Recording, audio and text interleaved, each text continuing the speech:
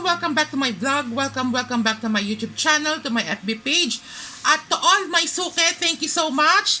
Okay, walang hanggang pasasalamat po sa inyo bago po tayo magsimula. Gusto ko muna magpasalamat sa lahat ng mga bumili na po sa akin, especially acknowledgement sa mga suki ko, do sa mga matatagal ko ng suki. Sa inyo po talaga ako sobra nagpapasalamat kasi talagang pinagkakatiwalaan nyo po ako, and with that, I'm so very thankful. Thank you so much po sa inyo. Okay, itong video na to, okay, i-upload ko po ito sa aking YouTube channel at sa aking FB page po. Okay, so without further ado, let's start our topic for today. So this video is all about piyaw bracelet po. Okay, piyaw bracelet. So ito po yung mga pinakauna kong item na tinitinda. Okay, so ngayon ang topic ko po, may mga nagtatanong po sa akin, ano po ba yung mga pinaka powerful na piyaw bracelet po? Kasi ang daming pong piyaw bracelet ko pong design, sobrang dami, iba't ibang klaseng piyaw bracelet design. May mga single head, may mga double head. Ngayon, may mga nagtatanong po sa akin, tinatanong po nila ako, yung mga nag-i-inquire, yung mga bibili, kasi nga ang dami kong mga design, tinatanong nila kung ano po ba yung maire-recommend ko na pinaka talaga, yung pinaka-powerful na piyaw bracelet of all piyaw bracelet. Yung pinaka-powerful po. Yun yung lagi nilang hinihingi sa akin, yun yung lagi nilang tinatanong sa akin kung ano daw po ba yung maire-recommend ko. Okay, so ngayon, itong video na to, kung papansinin nyo po, meron po tayong tatlong Black Obsidian Mantra bracelet with piyaw, okay, at may iba't iba pang lucky charm. So, i-explain ko po to sa inyo isa-isa maya-maya po. So, ito po yung tatlong design na talagang masasabi ko na talagang pinaka-powerful po. Kasi doon sa mga nakabili na po sa akin, alam nyo naman po yan, marami po akong design ng mga piyaw bracelet. Kung di ako nagkakamali, nasa 50 plus or 60 plus na design. Ang dami ko pong mga piyaw bracelet design. So, ito po yung mga tatlong maire-recommend ko po na pinaka-powerful po. Pinaka-powerful na Black Obsidian piyaw bracelet. So, i-explain ko po to sa inyo isa-isa. Kasi may mga bumibili po sa akin, yung po yung mga tinatanong nila. Kaya ginawan ko na po ito ng video. Ito pong video na to para maging reference po. Isasend ko po ito sa inyo, doon sa mga nag-i-inquire, doon sa mga nagtatanong, ano po ba yung pinaka-powerful at yung pinaka-sophisticated na Black Obsidian piyaw bracelet.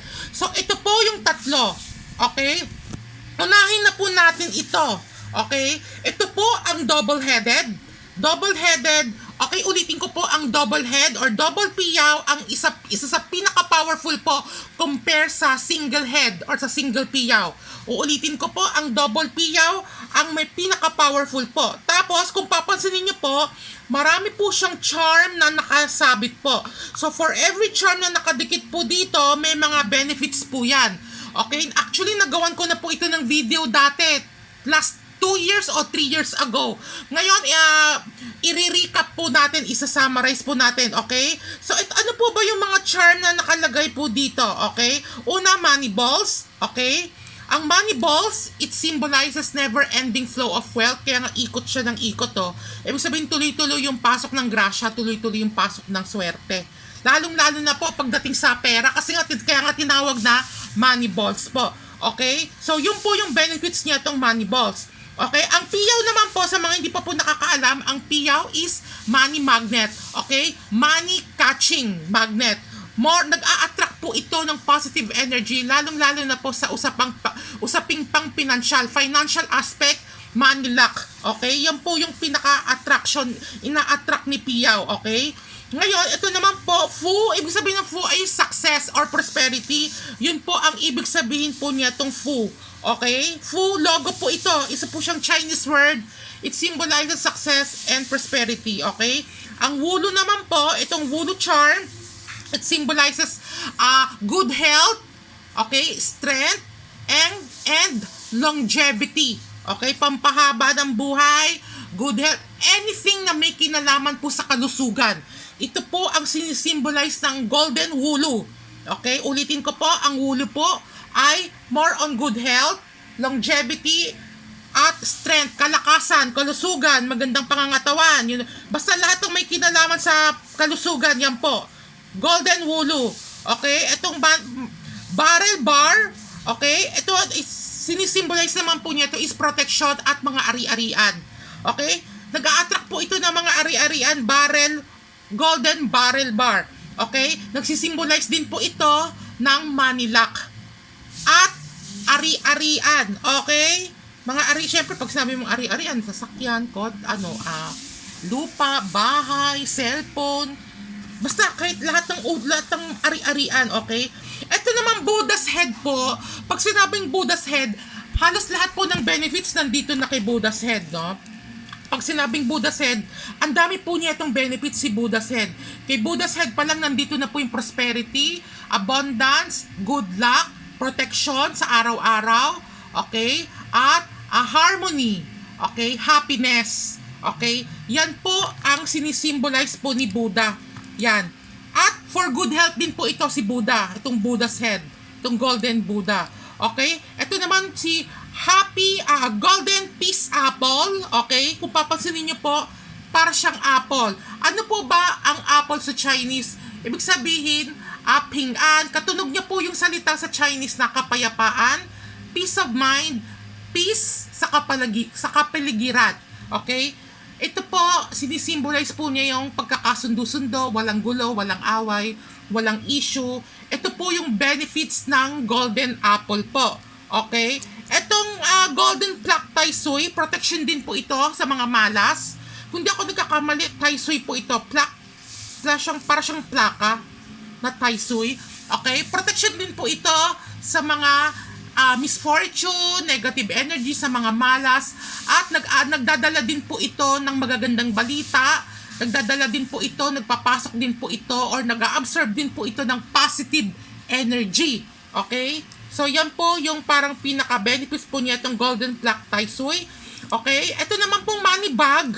Okay? Ano po ba sinisimbolize ng money bag? It means abundance. Abundance, maraming ipon, tuloy-tuloy. Di ba may ibang tao na yung sinasabi nila na pumasok ang pera pero ang bilis lumabas. Hindi nagtatagal yung pera sa palad. Ito, parang pinapabagal po niya. Pinapabagal niya yung paglabas ng pera. Tuloy-tuloy, pasok lang ng pasok yung pera. Kaya nga, money bag, tuloy-tuloy. Once na pumasok na sa money bag yung pera, mahihirapan na siya lumabas sa inyo. Okay? Yun po yung sinisimbolize po ng golden money bag. So, yun po ang pinaka-benefits po niya ito. So, kung tutuusin, okay, pangkalahatan na po ito for overall good luck benefits na po ito. Pangkalahatan na po ito. Okay? So, ito din po yung pinaka-expensive ko sa lahat ng piyaw. Sa lahat ng black mantra, black obsidian, ito po yung pinaka-expensive ko. So, overall, parang ano na siya pangkalahatan na po yan. Pangkalahatan na benefits. Okay? So, dumako naman po tayo sa triple head. Itong triple head, bihira lang po ito makakita ng tatlong piyaw. Usually po talaga sa mga black obsidian, it's either iisa lang yung piyaw or dalawa. Okay? Ito, triple head. So, isa din po ito sa maituturing kong pinaka-powerful po sa pag-a-attract po ng pera.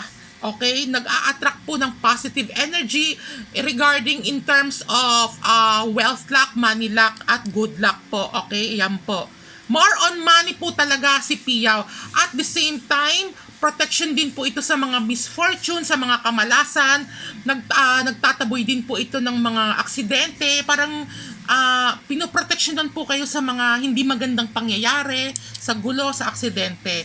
Okay? Ito naman po, ang mga black obsidian po, ang pinaka niya is shield po ito, pananggalang, or yung parang pinaka shield niya, okay? Sa mga malas din po. Okay? Pananggalang po siya sa mga iba't ibang klaseng kamalasan. Protection din po ito sa mga bad spirit, bad energy, negative energy. Okay? Yun po. So, pag sinabi pong triple head, so super powerful po talaga niya ito sa pag-a-attract po ng money luck. So, this is more on pera talaga. Pera at ari-arian. Itong triple head po. Okay? Ngayon, ito naman next po, sumunod naman po ang double head at napapaligiran po siya ng money balls. Okay? Ibig sabihin po, the more na money balls you have, the more na swerte po. The more na mas malakas po yung attraction. Diba sinabi ko po sa inyo kanina, ano po ba ang ibig sabihin ng money balls? Ang money balls, ibig sabihin never-ending flow of wealth. Ibig sabihin, hindi ka mauubusan, tuloy-tuloy yung pasok po. Okay? Kaya nga, ikot ng ikot yung bola, yung money balls. Money from the root word money. Ibig sabihin, the more na money, boss, the more na tuloy-tuloy, the more na marami kang income, maraming papasok na pera, marami kang sources of income. Okay? And then at the same time, double PO din po ito. Nag-a-attract po ito ng walang hanggang kasaganahan, prosperity, money luck at wealth luck. More on money magnet po talaga pag si Piyaw. Pag si Piyaw, uulitin ko, ang pinaka-benefits niya is nag-a-attract po talaga siya ng good fortune, pera, more on pera talaga to. At the same time, pinoprotektahan din po niya kayo sa mga aksidente, sa mga misfortune, money loss, pinoprotektahan din niya po kayo sa mga aksidente at mga kamalasan. Okay? So, nagpa-protection din po ang mga piyaw sa mga negative energy, sa mga bad spirit din po. So, ito po yung tatlong highly maire-recommend ko po sa inyo na piyaw bracelet po. Itong tatlong design na ito. Of all the piyaw design na meron ako, sa mga magtatanong, ito po yung maire-recommend ko po sa inyo. At alam niyo naman po, lahat po ng mga lucky charms na bibili sa akin, ay idadaan ko muna yan sa ritual ng pag-activate using my cleansing bowl and activation bell under the name and birthday ng owner para magkaroon po ito ng visa bago nyo po ito isuot. Okay? And then, magsasend po ako ng full guidelines, especially yung mga do's and don'ts once na na-receive nyo na yung item. Sa dulo ko na po binibigay yung full guidelines kasi may mga customer po na nagpapanggap lang at kumukuha lang ng information sa akin pero wala talagang balak bumili. In short, manggagamit po sila. Kaya lagi ko pang inaano sa inyo yung mga bibili sa akin. Sa dulo ko na po binibigay yung full guidelines. Pwede ko rin po kayo tawagan kung may mga katanungan po kayo. Pwede ko kayo tawagan sa inyong cellphone para sagutin po ang inyong mga question. Okay? So, available na po itong mga design na to at marami pa po akong design. Pero ito po yung maire-recommend ko sa inyo sa mga nagtatanong ano ba yung pinaka-powerful na Black Obsidian PO bracelet. So ito po, tandaan nyo po itong tatlong design na to. So if you're interested, nag-iisa lang po ang aking FB page, ang Cosmic Gemstones, or you can call me or text me at 0923 416-5082. Meron din po akong landline na 833-261-94. Mag-message lang po kayo, nag-iisa lang po yung aking FB page, ang aking FB store, ang Cosmic Gemstones. Meron na po akong 6,000 mahigit na subscribers. Okay? Mag-PM lamang po kayo regarding po sa mga price po niya to. Again, thank you so much doon sa mga nagtiwala na po sa akin. Especially doon sa mga suki ko. Walang hanggang pasasalamat po sa inyo. You know who you are. Kilala nyo na po kung sino po kayo. Thank you so much from the bottom of my heart. Walang hanggang pasasalamat po sa inyo. Thank you and God bless. Bye! Ayan, tandaan nyo po itong tatlong design na ito ha.